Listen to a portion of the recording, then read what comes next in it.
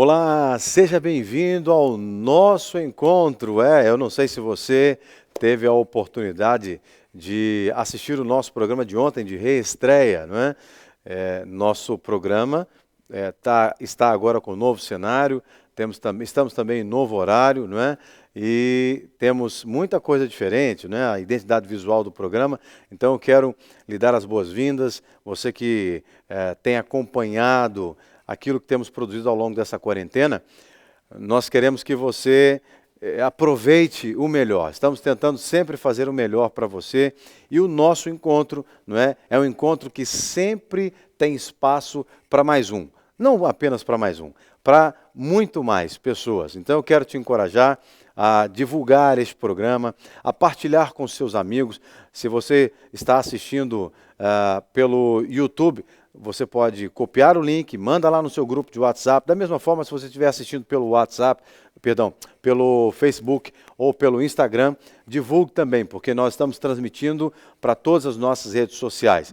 Portanto, partilhe, não é, o nosso encontro. Nós queremos um encontro com muita gente, porque esse encontro ele tem um intuito, o nosso programa tem o intuito de edificar vidas. E nós queremos que você seja edificado, que a sua família seja edificada, nós queremos que os seus amigos sejam edificados, não é? Nós queremos que pessoas, não só de Portugal, não só do Brasil, do mundo todo, sejam edificadas. E por isso, por favor, compartilhe, não é, esta programação com outras pessoas. E se você ainda não é inscrito no nosso canal no YouTube, eu peço que você faça isso. É bem rapidinho, clica aí no inscrever-se ou subscrever-se, não é? E você pode também ativar as notificações, você pode dar o seu gosto, né? A curtida e partilhe com outras pessoas.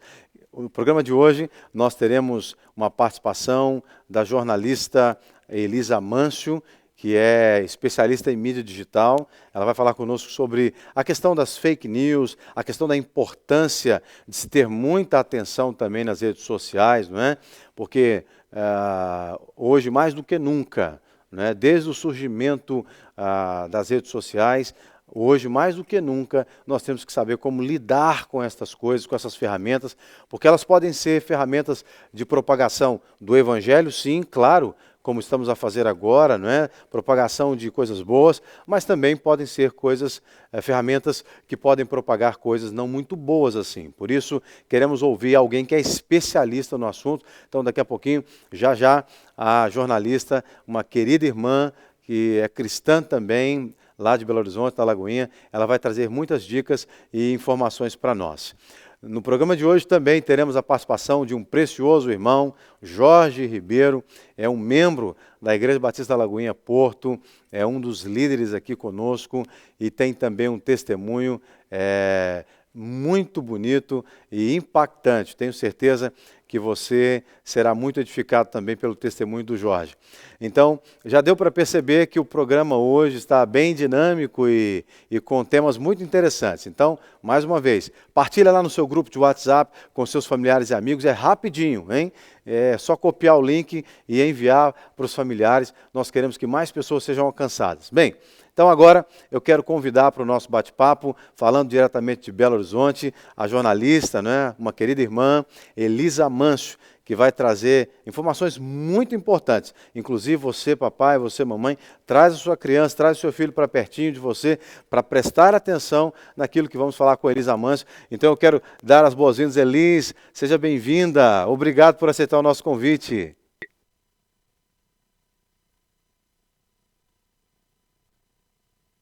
Eu não sei se a Elis consegue me ouvir. Consegue me ouvir? Elis, seja bem-vinda. Abriu o microfone, já está aberto. Ok, olá, muito obrigada pelo convite, pastor. Que bom estar aqui, uma honra. Honra nossa, Elis, ter você aqui conosco e poder absorver um pouquinho daquilo que você faz, né, Elis? Eu já conheço a Elis há pelo menos uns 10 anos, né? E a Elis, você já atua nessa área da comunicação social, das mídias sociais, há quanto tempo, Elis? Olha, pastor, eu comecei a atuar, vamos falar profissionalmente, né, na área de comunicação cristã em 2007. na época que o Brasil estava no auge do Orkut, sabe? Nós começamos a usar o Orkut para comunicação com os nossos jovens. Então, eu comecei ali em 2007 e acreditava que era apenas servindo a minha igreja local, e Deus foi me conduzindo de uma maneira que já são aí 13 anos trabalhando nessa área de comunicação ministerial, e tem sido um privilégio acompanhar toda essa evolução do digital e também agora essa chegada da importância mesmo do meio digital para as igrejas e ministérios nos dias de hoje. Elis, você com certeza é bem mais jovem do que eu, né? Eu tô com 46, então você deve estar com uns 30 mais ou menos, né? Mas não precisa dizer não, mas a carinha é bem mais jovem do que eu, né? Eu sou da época em que não tinha nem internet, não tinha celular, aqui falamos telemóvel em Portugal, né? E para mim é chocante ver como que o mundo evoluiu assim demais em 20 anos, né? Agora, você citou a questão do Orkut, né?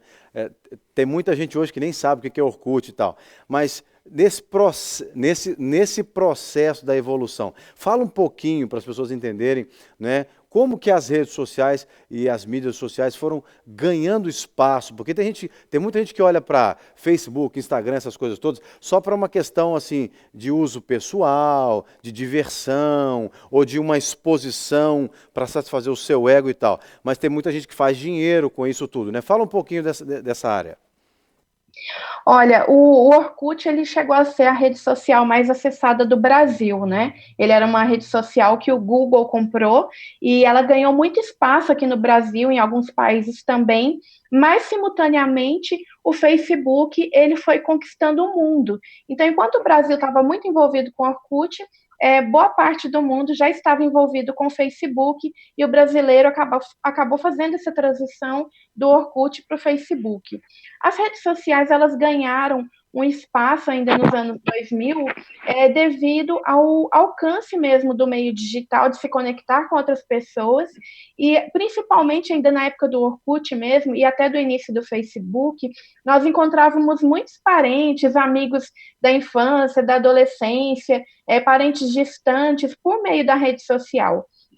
Então, esse primeiro contato da população, de uma maneira geral, da sociedade, foi relacionado a reencontrar pessoas, conhecer novos amigos. E na parte de negócios, a gente percebeu que o meio corporativo, ele absorvia muito mais a questão do uso dos e-mails, de blogs, de sites, enquanto a população, né, a sociedade, estava usando muito rede social. Mas houve uma mudança dessa chave. Quando o MySpace foi uma rede social muito importante para a área musical, e que ele conquistou um espaço ali do final de 2000, dos anos 2000 até mais ou menos 2011, 2012, o MySpace conquistou mundialmente as pessoas para as redes sociais, principalmente quem estava na área da música, porque ali era a oportunidade do músico independente, que não tinha uma gravadora, apresentar o conteúdo dele musical. E isso foi mostrando para as empresas, para a grande indústria, tanto da área da música quanto para outras marcas, que as mídias sociais tinham chegado para ficar, no sentido de apresentar o conteúdo que nós temos, não só pessoalmente, né, como pessoa física, eu individualmente, mas como marcas, como instituições, como as próprias igrejas, que começaram a olhar para o meio digital nessa época.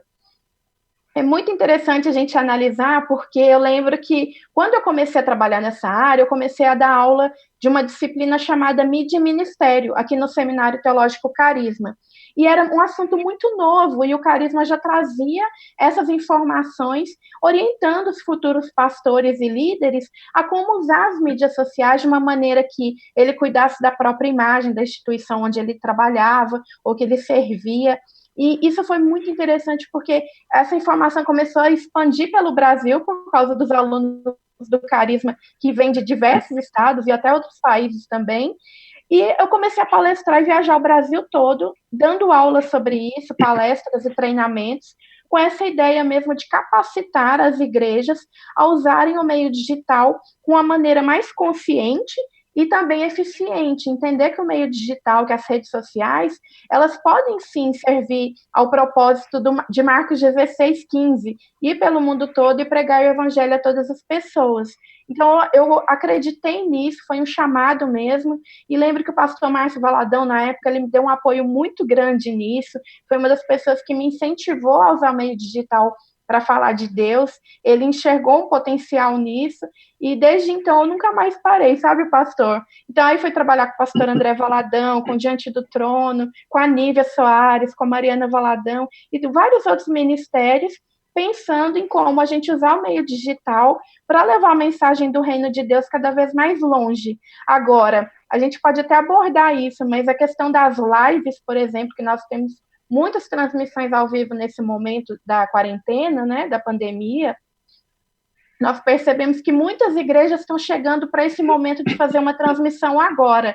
Então, eu até falo, sabe, pastor, que bom, assim, não tem um lado muito bom dessa questão da pandemia, porque é muito triste esse momento que a gente está vivendo, mas a gente tem um alívio como igreja e ministério, que nós temos o apoio da tecnologia para alcançar as pessoas e levar alguma mensagem nesse momento. Então, a gente tem o apoio do WhatsApp, o apoio do YouTube, nós temos o apoio do Instagram, de todas as redes sociais, para a gente continuar essa comunicação, mesmo que à distância, né? Aqui em Belo Horizonte, nós já estamos sem culto na Lagoinha, já são quase 7 semanas.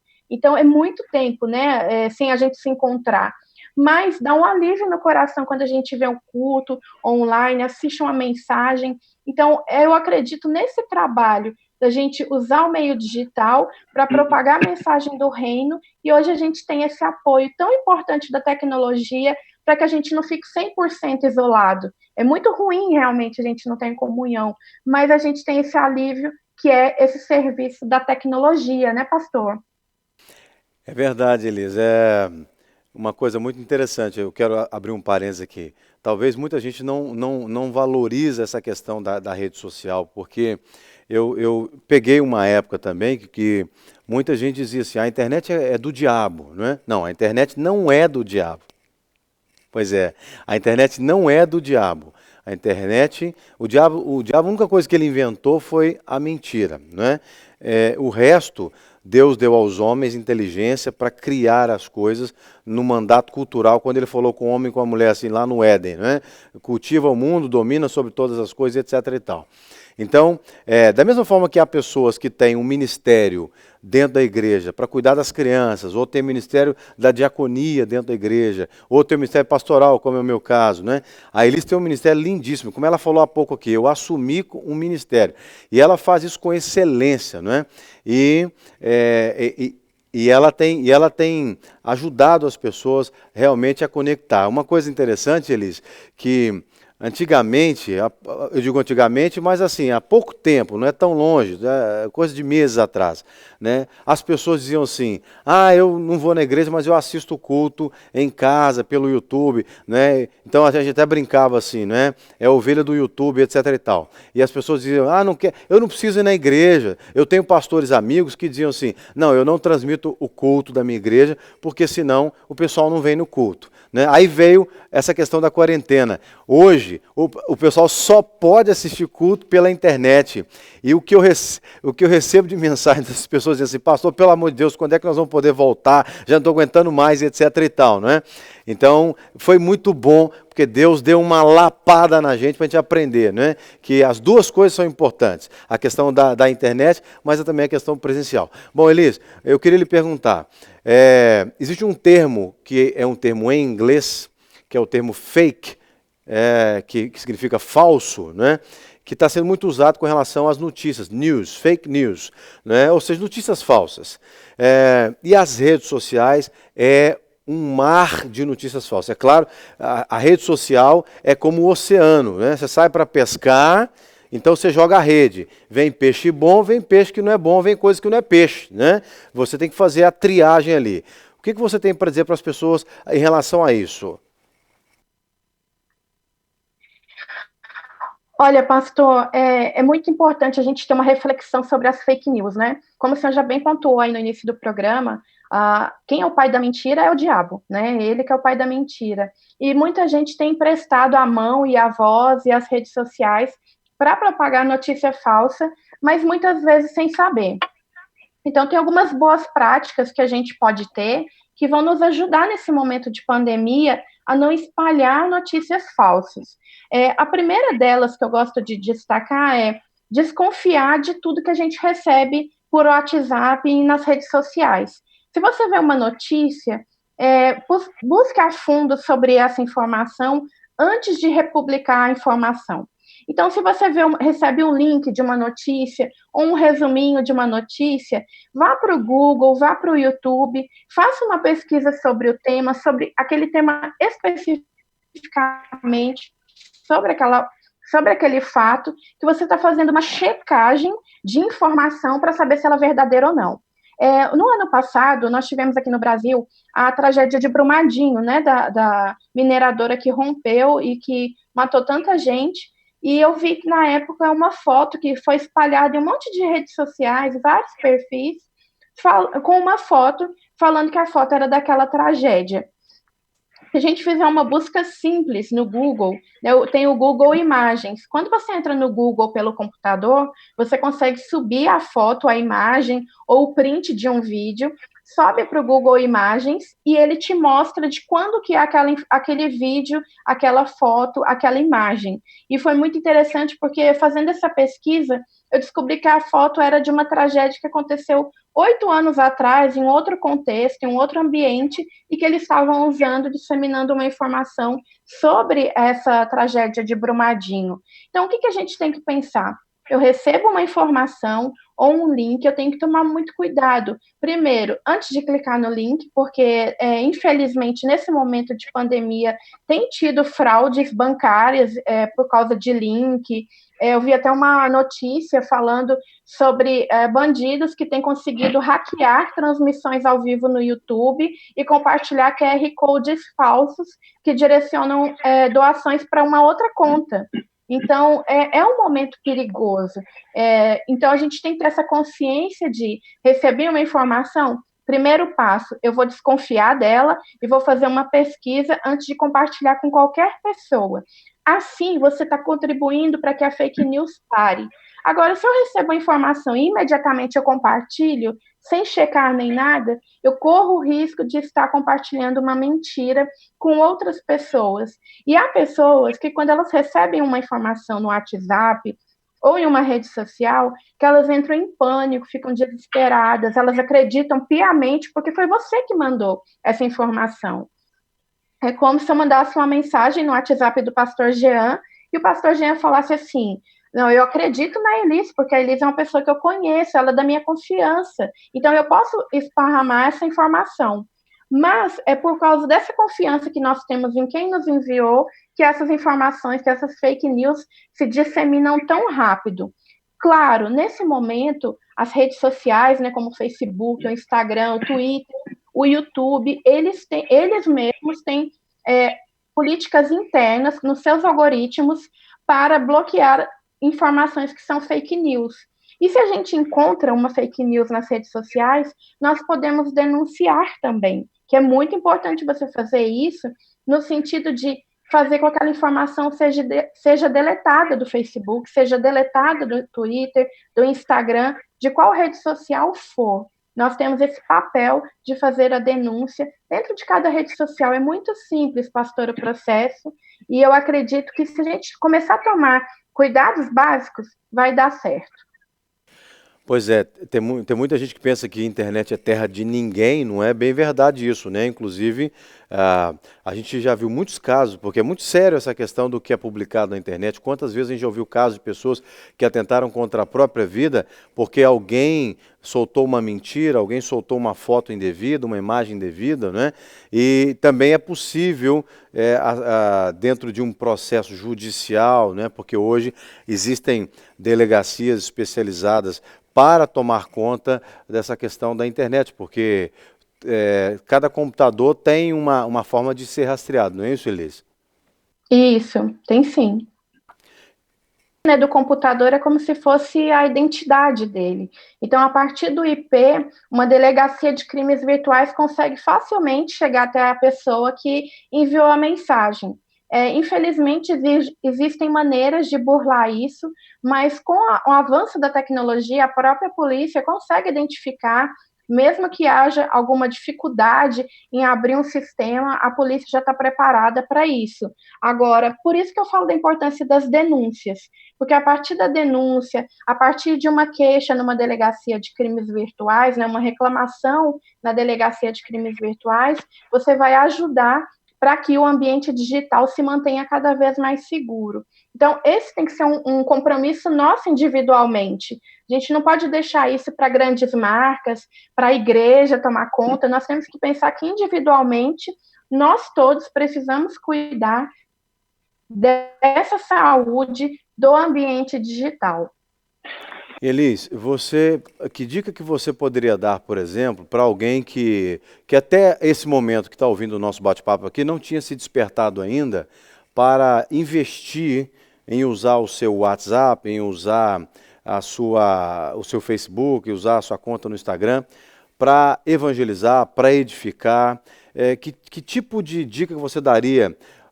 Você consegue falar um pouquinho assim, qual é para que serve um pouquinho de cada dessas redes sociais? Porque tem gente que faz coisa no Instagram que não deveria fazer no Facebook e vice-versa e tal. E como é que essas pessoas poderiam potencializar de uma forma saudável para edificar vidas, já que nós queremos sempre tratar da edificação de vidas e trazer também crescimento na vida das pessoas?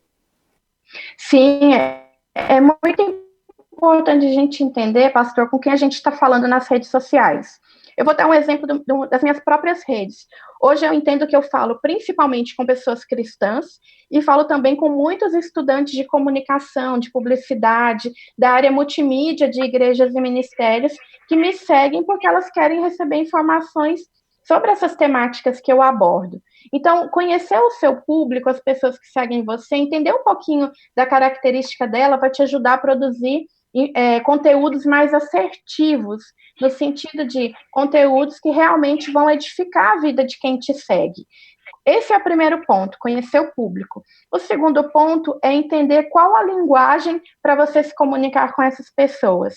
Um exemplo, se eu estou falando com jovens, eu posso usar uma linguagem mais jovial, talvez mais coloquial, não precisa ser uma gramática super dentro da norma culta, mas a norma culta no sentido de respeitar a palavra. A linguagem que você escolhe, ela tem muito a ver com essas características de quem vai consumir essa mensagem. A gente tem que lembrar que a rede social, ela é um canal de comunicação. E quando você publica algo, você está abrindo a interpretação para quem te lê, para quem te segue, para quem vê seus vídeos, suas postagens. Então, esse compromisso de criar uma linguagem informativa, que a pessoa entenda, é nossa, que nós que produzimos esse conteúdo e postamos. Se eu tenho esse cuidado com a linguagem, vamos supor que eu queira falar com pais de crianças de 0 a 5 anos. Eu vou ter que pensar qual o melhor horário para eu postar, que os pais consigam ler aquela mensagem, consumir aquela mensagem, e também uma linguagem que o pai entende, ele vai ler e vai identificar. Então, vamos supor, a igreja poste assim, publica alguma coisa nesse sentido. Atenção, papai e mamãe, no próximo dia tal teremos uma live especial ensinando brincadeiras em casa para os seus filhos. Participe com a gente. Então, quando você coloca essa mensagem, se a pessoa não tem filho, ela já ignora, passa automaticamente ou encaminha para alguém que ela saiba que ela tem aquele perfil. Agora, se eu não tiver publicado aquilo em um horário que eu imagino que pais e mães estejam em uma rede social, se eu não penso no comportamento do papai e da mamãe, eu vou publicar em horários errados. Eu já comentei em algumas igrejas, sabe, pastor, de pessoas que publicaram divulgando nas redes sociais informações para pais de crianças muito pequenas e que eles publicaram 11 horas da noite, meia-noite, e uma hora dessa o pai e a mãe, se o filho estiver dormindo, já está desmaiado dormindo, né? Então a gente tem que pensar em todas essas boas práticas. No formato da postagem, que tipo de postagem eu vou fazer, Se é texto, se é foto, se é vídeo, se é uma arte, se é um áudio que eu vou transformar num podcast, né? Tantas mensagens de culto lindas que poderiam estar disponíveis como podcast nas plataformas de áudio, como Deezer, como Spotify, como Apple Music. Então, a gente tem que refletir um pouquinho sobre esses conteúdos. E uma última reflexão nesse sentido de conteúdo para redes sociais, a gente tem que pensar sobre live, porque as transmissões ao vivo nesse momento da quarentena têm sido muito intensas. Eu não sei vocês aí, mas aqui eu já cheguei a encontrar 33 lives acontecendo no mesmo minuto. E eu falei, uau, é muita gente online querendo falar, né? E eu não sabia que live que eu assistia, e as pessoas estão começando a criar esse filtro agora de escolher qual live que ela vai assistir. Então, eu preciso me perguntar, antes de fazer a transmissão ao vivo, se aquele tema vale uma transmissão ao vivo. De repente, é um tema que você consegue falar em um stories, consegue gravar um vídeo, colocar no IGTV, no YouTube, não precisa ser necessariamente uma live. E para fechar esse ponto, falando aí para quem é cristão e tem esse medo, né, da questão de eu vou fazer culto ao vivo, as pessoas não vão vir na minha igreja. Em fevereiro, eu dei uma palestra em uma igreja que eles me falaram que não faziam transmissão ao vivo de cultos porque eles tinham medo de esvaziar a igreja. Olha só, pastor, eles tinham medo, isso em fevereiro agora de 2020. 2 semanas depois, quando nós entramos em quarentena, eles me procuraram pedindo ajuda para fazerem transmissão ao vivo, porque eles não tinham estrutura. Então, passei toda a orientação para eles. Porque, na verdade, a gente tem que enxergar as redes sociais de uma maneira diferente. Não é que elas estão cobrindo um buraco que há por causa da presença física. Mas, na verdade, as redes sociais, elas são um grande facilitador para a nossa comunicação hoje. Então, se eu tenho um culto ao vivo, eu tenho que pensar que esse culto ao vivo está sendo transmitido para pessoas doentes, que não pode estar no culto, gente que está viajando, a pessoa tem alguma impossibilidade para não estar ao vivo no culto. E não pensar que a minha igreja vai esvaziar porque está sendo transmitido ao vivo. Dificilmente a gente percebe pessoas que assistem só culto online e que elas não vão até a igreja. É como o pastor falou agora há pouco. A gente sente vontade e saudade de estar em comunhão. Então, uma tecnologia não substitui aquela presença, aquele olho no olho, ao vivo, né, pastor? Verdade absoluta, viu? Verdade pura. Elis, olha, eu queria que você deixasse suas considerações finais, dizendo, né, se você tem algum treinamento, algum curso, quem sabe alguém que nos assiste quer falar com você, por favor, fique à vontade, deixe os seus contatos aí. Tá bom. Olha, quem quiser falar comigo, eu tô no Instagram, Elis Amâncio, só pesquisar que vocês vão me encontrar rapidamente. Eu tenho um curso online de redes sociais, que nesse momento ele está até disponível por R$ 5, que é uma maneira também da gente fornecer esse material online para apoiar as igrejas, os ministérios, as pessoas que querem entender um pouco esse universo. E o meu recado final fique de olho nas redes sociais, mas esteja atento ao que os órgãos oficiais de saúde têm falado. Então, cuidado mesmo com o sair de casa, tem que usar máscara, tem que lavar a mão. E se você está em dúvida se uma informação é real ou não sobre o Covid, por favor, vá direto no site da Organização Mundial de Saúde, vá direto ao site do órgão governamental, seja em Portugal, seja no Brasil, acesse as informações oficiais desses órgãos, porque é onde nós teremos mais segurança e vamos ajudar a combater as fake news. Muito bem, Elis, olha, muito obrigado pelo seu carinho em nos atender. A gente com certeza vai acionar você em outras oportunidades também e sinta-se à vontade para quando tiver alguma novidade, entrar em contato conosco para a gente colocar você aqui também para disponibilizar para mais pessoas, que eu sei que você tem um coração gigante para abençoar as pessoas. Um grande abraço para você, Deus te abençoe. Para vocês também, Deus abençoe. Tchau, tchau. Tchau. Que bom, né? Poder falar com alguém que entende do assunto, né? E agora eu quero me assentar aqui, tomar o meu lugar, porque agora eu vou falar com um irmão muito precioso, que é o nosso querido Jorge Ribeiro. Seja bem-vindo, viu, Jorge? Obrigado pelo convite, pastor. Muito obrigado. por ter esta oportunidade de compartilhar um pouco, não é, do amor de Deus. E nesta época em que andamos tão incrédulos, não é? A oportunidade de compartilhar que Deus ainda faz milagres e Deus ainda cura feridas, ainda restaura vidas. Amém? Pronto, aqui estou ao seu inteiro dispor. Eu fico muito feliz de ter você conosco aqui. O Jorge é um dos irmãos que nos ajuda muito aqui na igreja e por quem eu tenho um apreço muito grande por ele, pela sua esposa Lau, não é? E eu quero falar um pouquinho com você, Jorge, sobre o seu testemunho, mas já entrando nessa, fazendo amarrando o assunto aqui com o assunto que falamos há pouco com a Elise, você acompanhou, a gente falando sobre a questão das fake news, né? E como o nosso tempo, eu vou usar esse tempo do programa agora para falar com o Jorge, eu vou dizer o texto que eu separei para o devocional, que é João 8,32, né? E o texto de João 8,32 diz assim: e conhecereis a verdade, e a verdade vos libertará, não é? E é um texto que não tem nada a ver com as fake news, não tem nada a ver com aquilo que muitas vezes acontece nas redes sociais. E o Jorge tem um testemunho muito interessante. Houve uma época que, como muitos de nós, né, você não conhecia o Senhor e de repente passou a conhecer Jesus. Como é que começou o seu relacionamento com Jesus, Jorge? Eu vou tentar encurtar um pouco, não é?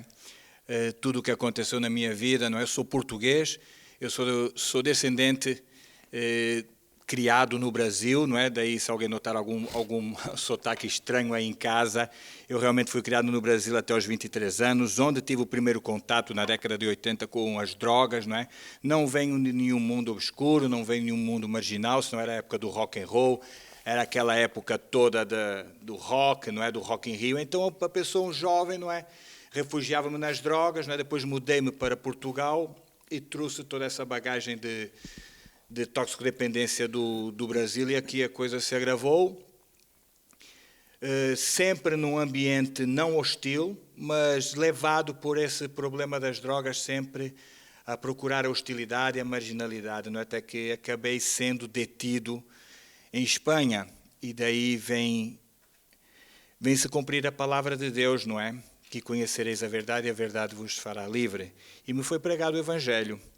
Eu, na altura, a única coisa que queria era ver-me livre das drogas, porque as consequências da droga são terríveis. São consequências familiares, consequências de saúde, consequências judiciais, te levam para o mundo da delinquência obrigatoriamente, não é? E a minha vida estava detonada, tanto que me tinha afundado para cumprir uma pena.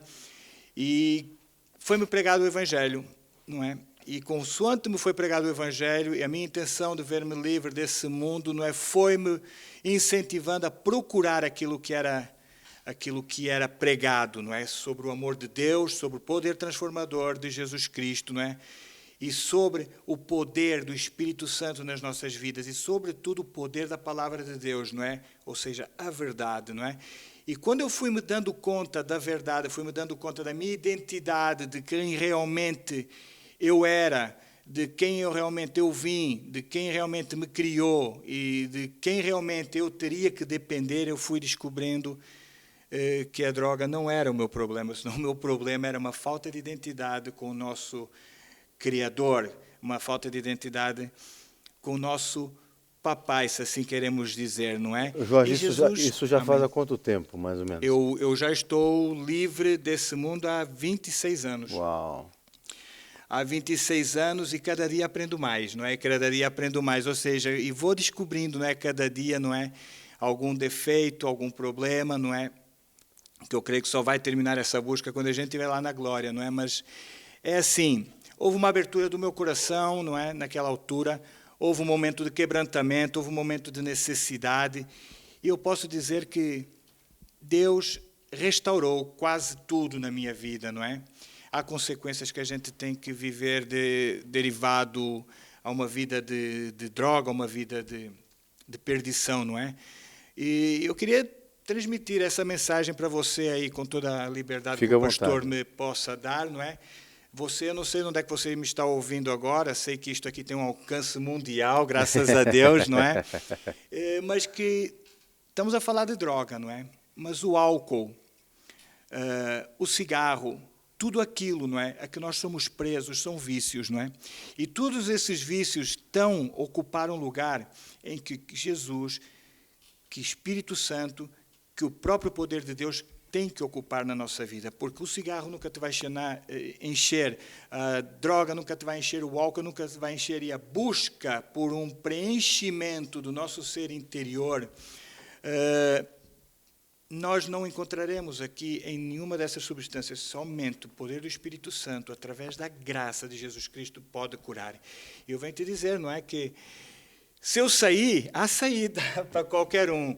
E o poder de Deus e o amor de Deus está aí para transformar as vidas. Jorge, não é? e até, você falou uma coisa interessante, tem muita gente que pensa que não tem jeito de sair de determinada situação, né? Você citou o exemplo do vício da droga, mas há pessoas que estão presas em outras situações, né?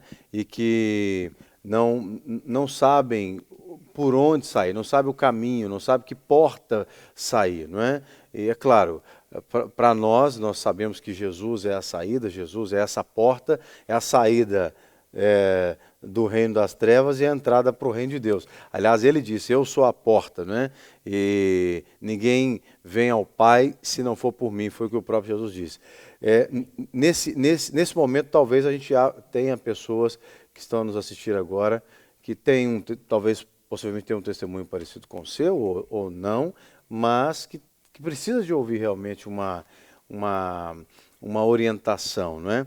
Para você, nesse período do início, né? Lá no início nos 26 anos atrás, você pensou, por exemplo, assim, em desistir, achou que estava muito difícil? Ao longo desses 26 anos, você teve esse tipo de pensamento também? Aconteceu uma coisa que me chateou e tal, não quero mais caminhar, não quero mais ser crente. Como é que tem sido desde então? Amém. A vida com Jesus não é fácil, não é? A vida com Jesus nos caminhos, não é? Tentando aquela vida, procurando a vida da obediência à palavra de Deus, a busca da santidade, a busca do complemento, não é, com o Espírito Santo, não é fácil, mas é assim, é uma vida em que a gente vê a luz e vê a verdade, não é? E vê o enchimento do nosso ser interior, não é? A gente se completa, não é? Enquanto que possa passar muitos pensamentos de desistir, de não prosseguir para frente e realmente, às vezes, a gente se sentir cansado, há sempre um renovo, não é? E diz que depois da noite, vem o amanhecer. Irmão, irmã, eu não sei o que é que você está passando neste momento, não sei que situação é que você está vivendo, nem sei a quem estará alcançando este vídeo, este programa. Espero que te venha servir de refrigério, que o meu testemunho não seja para a vanglória minha, senão seja para glorificar um Deus que é paciente e que é amoroso, não é? E que a cada dia a sua misericórdia nova é para aqueles que a buscam. E é assim, a verdade, irmão, vem através da palavra de Deus, não é? Eu me lembro, venho aqui na minha mente que a restauração da minha vida começou por uma curiosidade, não é? E começou também por eu saber o que é que verdadeiramente transformou pessoas que estavam como eu, na mesma situação que eu, não é? Mas o brilho no olhar que aquelas pessoas tinham, pessoas que me pregavam o evangelho, eram ex-delinquentes, pessoas do piorio que havia, e quando elas me falavam que tinham um deles violador, outro homossexual, outro isto, eu falei, não acredito, você nunca partiu um copo na sua casa, não é possível. Mas eu via pela experiência dela que eram pessoas sofridas pela vida, mas o brilho que eles tinham no olhar, aquele testemunho interior que falava sem abrirem a boca, não é? Eu cheguei à conclusão que somente a verdade, somente a palavra de Deus, o ouvir a palavra de Deus, atesourar a palavra de Deus, para nós depois levarmos à prática, irmão, irmã, Deus vai fazer a transformação na tua vida, vai te encher e vai te completar, porque é assim, ou sim, não é? Porque Jesus não é uma saída. Eu não quero que você encare isto como uma saída, uma oportunidade, é a oportunidade, não é? Jorge, você falou Amém. Uma coisa aí, que conheceu pessoas que sofreram muitas coisas na vida e etc e tal, né? Coisas terríveis, eram situações muito difíceis. E às vezes as pessoas elas são rotuladas pela sociedade, pela família, né? As pessoas são rotuladas pelo seu círculo de amizade, né? E levam rótulos muito pesados, rótulos muito difíceis de carregar, ou seja, julgos muito difíceis de carregar, não é? E como você, por exemplo, você citou que você era alguém que tinha dependência química. Então, para a sociedade, olhavam para o Jorge e diziam assim, ali vai um drogado, ali vai um maconheiro, ali vai um isso, vai um aquilo, correto? Então, essa era a identidade que as pessoas te davam. Então, quando nós falamos aqui, e conhecereis a verdade vos libertará, não é? A verdade é que Deus revela para cada um de nós quem somos, a verdade verdadeira, não é? Ou seja, melhor dizendo, a identidade verdadeira de quem somos. Então, você talvez olhava para o espelho e se via como um drogado. Talvez a sua família a mesma coisa, né? E os amigos também. Mas Deus, Ele quer nos revelar a verdade de quem somos, Ele quer nos revelar a verdade, né, de como podemos viver, não é verdade? Então, para a gente concluir, eu queria que você deixasse as suas considerações finais, né, para o pessoal que está em casa, porque já me informaram aqui que o nosso tempo está finalizando. Amém, glória a Deus. Eu lembro de um versículo que eu vou levá-lo para sempre, que é: e do vil e menosprezado escolheu Deus para envergonhar o sábio deste mundo, sabe? Enquanto muita gente procura, não é, a solução para a toxicodependência, uns até dizem que é uma doença crônica que nunca vai ficar curada, Deus vai transformar do vil e menosprezado, que até você próprio pensava que era porque o diabo, o pai da mentira, estamos a falar da verdade, mas o diabo é o pai da mentira, e vai querer te enganar. Tu não serve para nada, tu é toxicodependente, tu vai morrer de overdose, tu vai viver toda a vida nesse estado. E a sociedade está aí, tu és o vil e menosprezado da sociedade. A tua família vai te negar, os teus amigos você não vai ter, não é? Mas temos um Deus que vai te escolher para envergonhar o sábio desse mundo, sabe? E esse versículo achei de uma extrema importância quando me compartilharam, não é? E vejo que realmente a gente que foi escolhida por Deus para envergonhar o sábio deste mundo. Amém, irmão? Olha, glorifico a Deus, glorifico este programa que me permitiu chegar com essa palavra. E se alguém estiver agarrado nesse mundo de vício, seja ele qual for, que não se sinta vil e menosprezado, porque a palavra de Deus, a verdade diz que Ele te escolheu para envergonhar o sábio deste mundo. Amém. É o que o Jorge, o texto, na outra tradução, diz, né? Ele escolhe as coisas loucas para confundir as sábias, as que não são para confundir as que são. Jorge, muito obrigado. E você que nos acompanhou até aqui, peço que você, se ainda não se inscreveu no nosso canal no YouTube, Lagoinha Porto, por favor, se inscreva, deixe aí o seu gosto, né? O seu curtir, e também ative as notificações. E esperamos por você no nosso encontro de amanhã, se Deus quiser.